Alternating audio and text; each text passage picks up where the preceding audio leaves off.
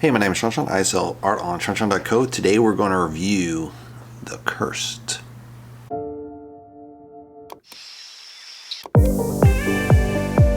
So this is a movie by Ellis. He's also the writer, so a nice director-writer combination usually makes for a very strong story because you don't have multiple writers. Very consistent. Time is 1 hour and 51 minutes, so a little long, but I think with some kind of horror films you really need kind of character development and story development, so you might need that extra little bit of time. The actors are Holbrook plays John McBride. Reilly plays Isabelle Laurent. Alistair Petrie plays Seamus Laurent. Roxane Duran plays Anais. Nigel plays Alfred Moliere. Stuart Bowman plays Saul. So a group of gypsies kind of lay claim to land between wealthy landowners in rural countryside of France. The landowners get together and they try to buy out the gypsies. The gypsies don't want to be bought off, so they want to force them out. So they wind up all their horses, burn their camp to the ground, and bury them alive. Really horrible thing.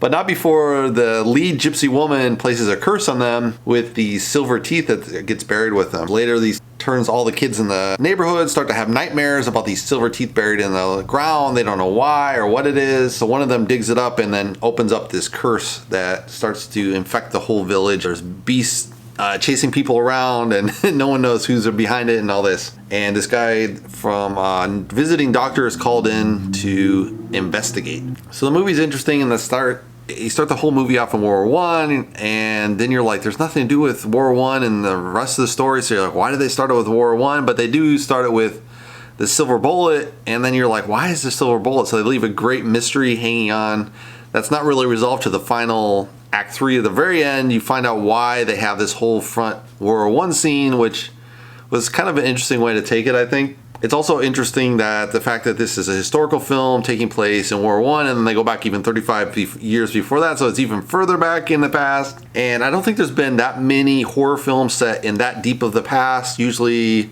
horror films they might set in the 30s, 20s, but they haven't really gone before that. So there's only a few horror films I think earlier than that. So it's a really interesting time frame to work within, with this stoic background that people live in the classified society with the landowners, the peasants working the land, the village police, and kind of these really structured relationships of the landowners controlling all the land.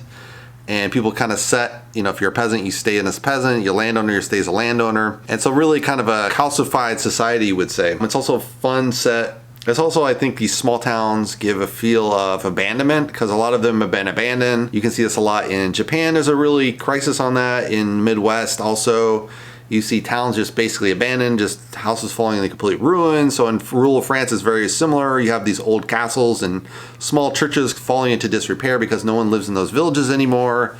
It's almost like someone went through and just wiped out those villages, and really what wiped them out was the Industrial Revolution and then people moving to the big cities, and that just continued on and on and on as technology got faster and faster and faster. Nowadays it's kind of reversing a little bit. With iPhones you can kind of work anywhere, or computers you can work anywhere nowadays with the internet, so it's a little bit different. But for a long time there have been this huge rush out of the countryside into the city, and so these kind of abandoned farmlands give like a really great set for a lot of horror films. Usually they're Midwestern kind of America sets, but this time we're doing rural side country France. Although not any French spoken, but you can tell it's France. Maybe the English countryside, but it looks more like France to me. But anyway, there's a lot of fog, which is kind of cool because it looks pretty real. So they really did a really good job on these sets of creepy, foggy countryside, kind of the fog pouring in. And so that was a really cool effect that, they probably use tons and tons of fog machines, but they look realistic. They don't look like you see the fog coming in artificially. It just looks like natural fog. So they did a really great job, I think, there. Although I don't know, maybe with CGI it's much easier to do that nowadays, to kind of lay it in, lay on top. Also like this time frame for 19th century France or 19th century England. I don't know which one they're trying to depict, but you have these really rigid social structures, and the men are very stoic, and the landowner is here, and then the peasants are here, and everyone's expected to play their role. Because of that, everyone keeps their own secrets, and different classes don't talk to each other. So, because of that, information isn't free flowing, so you can't figure out who the creature is for a while. And so all these social structures have kind of impeded people figuring out what's behind this terrible creature.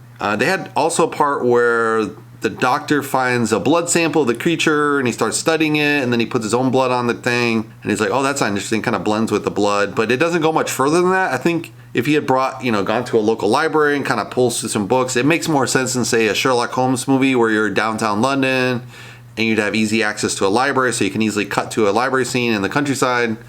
You wouldn't have access to Google, you wouldn't have access to a library. You might have a library on set of the landowners, but would he have all the scientific books? Probably not. So, but it would have been cool if he kind of flipped open a book and said, oh, this leads to this, and what does this mean over here and that. That kind of would have been interesting to kind of explain a little bit more the creature from a scientific standpoint, because this is, the age of science basically is coming around in the late 1900s that leads to the Industrial Revolution. But yeah, overall I think it was pretty cool, kind of a pseudo take on Alien in a way if you think about it, how the creature works.